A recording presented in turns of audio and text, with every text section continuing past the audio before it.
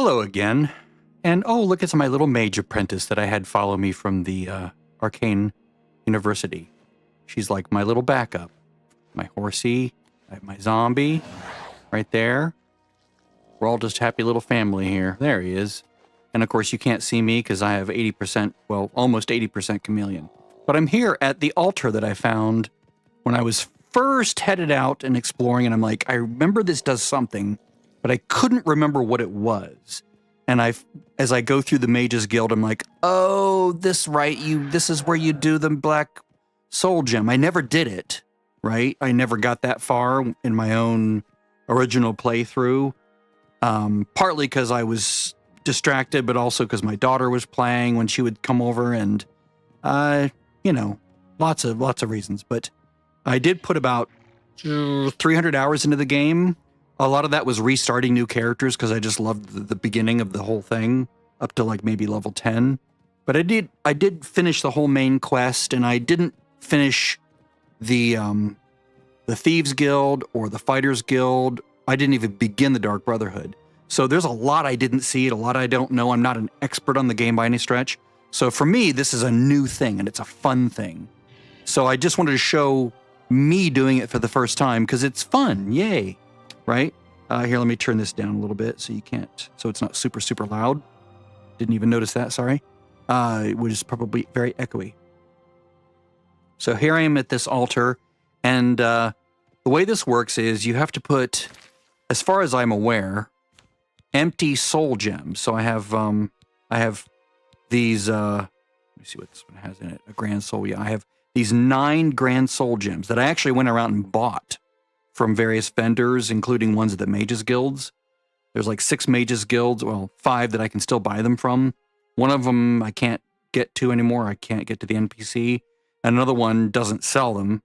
So I had 5 to choose from there, and then there's a couple other vendors in the world that still sell them, and I could have gone and farmed for them, but it was easier just to go buy them. I have plenty of gold. I'm not hurting for gold, so. And it's really easy to make gold at high levels, so it's no big deal. So the way it works is you have to wait for a certain day, and then you put your soul gem, 1 or more soul gems in this altar. So it's a container, just like, you know, how you store things in your permanent box in Allswell or Ailswell. I would come in here and I would say, okay, I want to throw these grand soul gems in here like this, and they would stay there. I'm just going to pull them all back out so I don't accidentally lose them for some reason. But anyway, and on a certain day, there's a beam of light that appears way up in the air above here. And I guess it was purple in the original game, but now it's red in Remastered. And I saw it once when I was running around. So the way it works is every 8 days, beginning on the first day, this red beam will appear. It's like, has to do with, you know, the mythology of the goings on of the gods and stuff. I don't know the reason. I didn't digest the proper reason why this happens on a certain cycle. I should probably look it up just so I know, because I'm a nerd. But so what you do to figure out if you're on the right day or not, I mean, you could just stay here and wait for it, right? So I could just like sleep 24 hours, sleep 24 hours, or just wait 24 hours, 24 hours. But you can also look at your character sheet right here on all the way to the right. You can look at the number of days passed. And what you want to do is you want to wait until this number is divisible by 8 plus 1. So 1, 9 is 8 plus 1. So 8 is divisible by 8 plus 1. 16 plus 1 is 17. 24 plus 1 is 25. All the way up to 248 is divisible by 8. It's 31 is the result. So 31 times 8 is 248. And then plus 1 is 249. So for this beam to appear, I need to sort of wait. Oh, there's enemies nearby. I can't wait here, can I? Where are you, enemies? Oh, enemies. Does it count deer as enemies, or is it something else?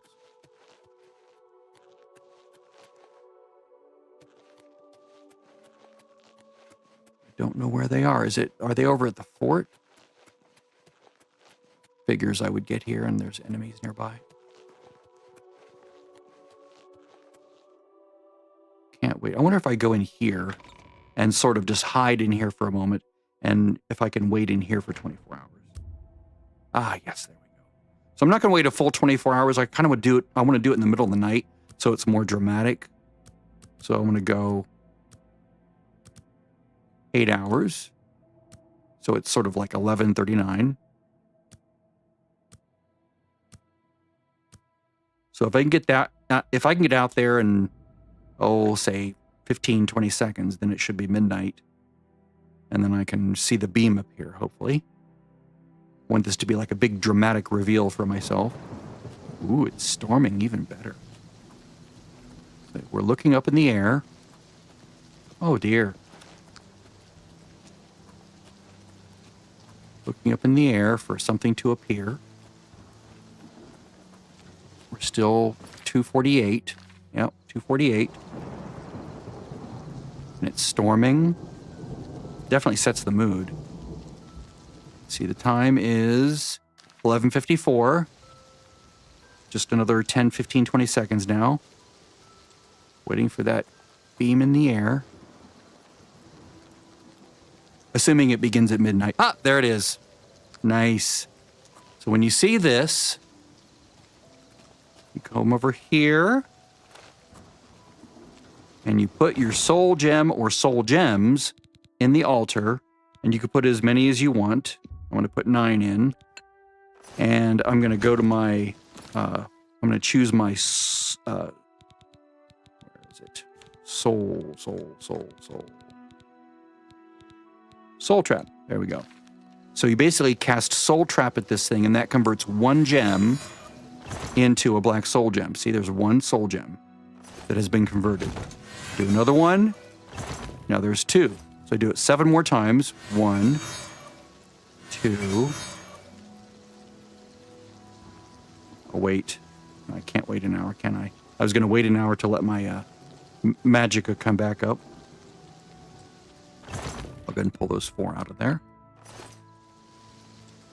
If I had buffed my Int or my Magicka up first, then that would be better. Pull this mic a little bit closer. Sorry. 1, 2, 3. Grab those 3. Now, why would you want to do this? Well, because it's fun. It's adventure, right? Something new to do that you probably didn't do before, or maybe you did years ago. But there are basically 2 classes of enemies in the game. There's NPCs, or what I think of as humanoids, right? When I say humanoid, I mean NPC. And then there's everything else. Monsters, animals, critters, whatever. And you can trap the souls of anything that's not an NPC in a regular soul gem, regardless of how big it is. So, oh, there's only 2 left. So there we go. I'm going to go ahead and do a save here. That way I don't lose anything. Always do a new save because they can be corrupted. It's really annoying when you try to overwrite them.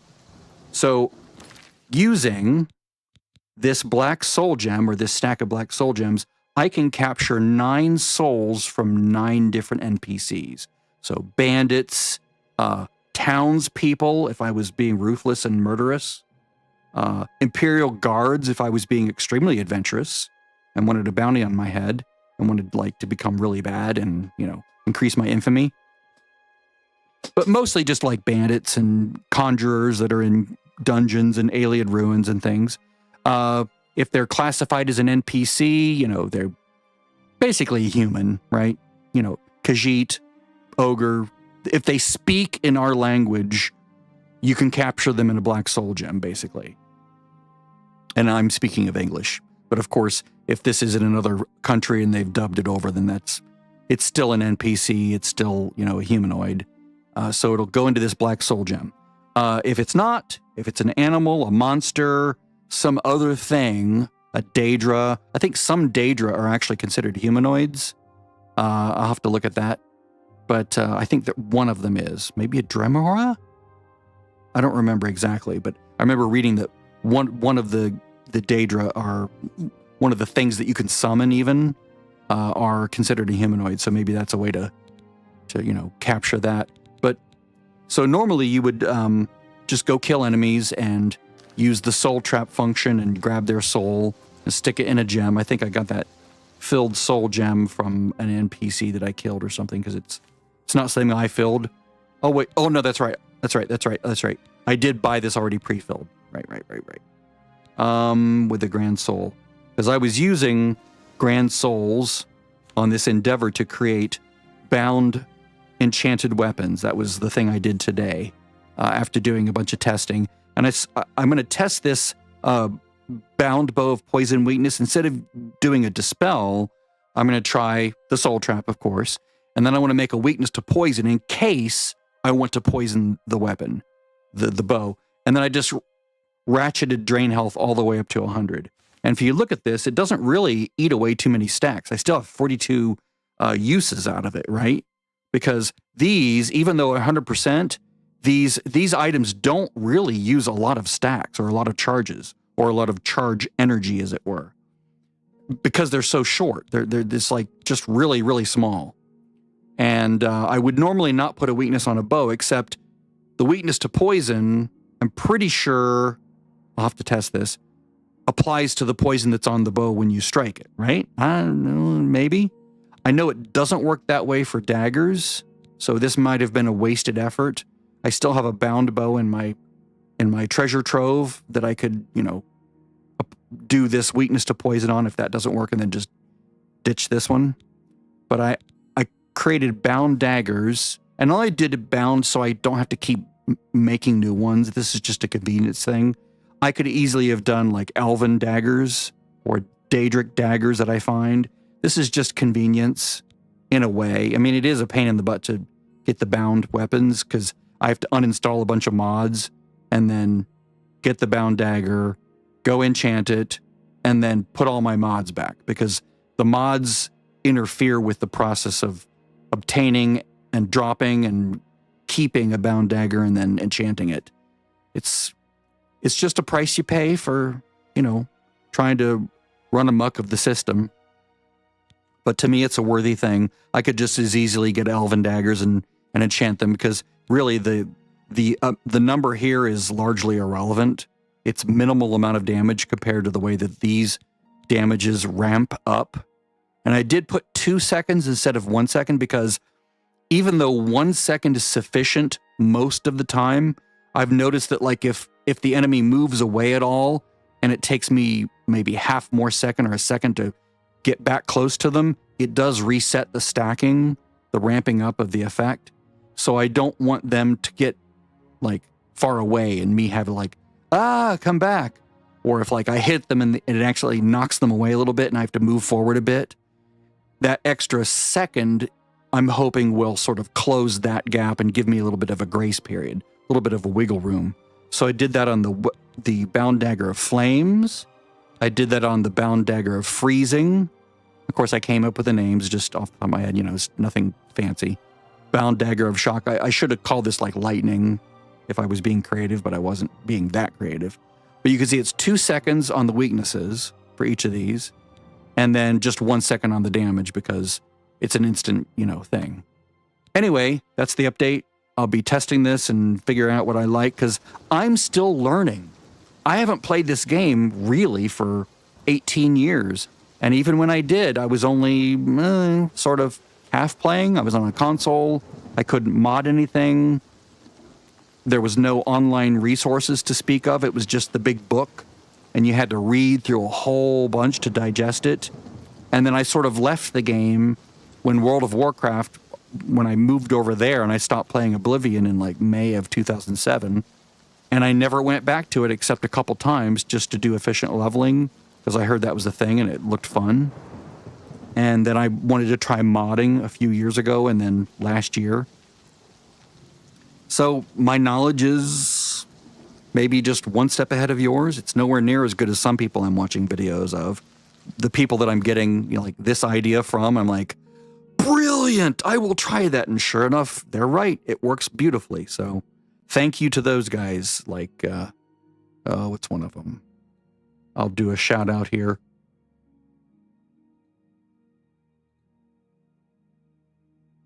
I have to find the video here. Oh dear, where is it? Let me just go to YouTube. Because the problem is, you know, the history doesn't work as well as I would want it to. Let's see here. I guess I could go to my history and search Oblivion. Sorry, I'm doing this on the screen because I want that little bit of privacy here. All right, 7 days ago.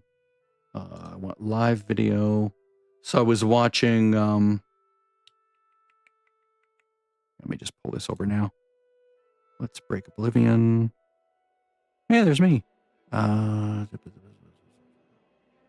of them is The Old Knight. So I could just go The Old Knight. So this guy's really good. This guy right here. Really fun. Good videos. Love his content.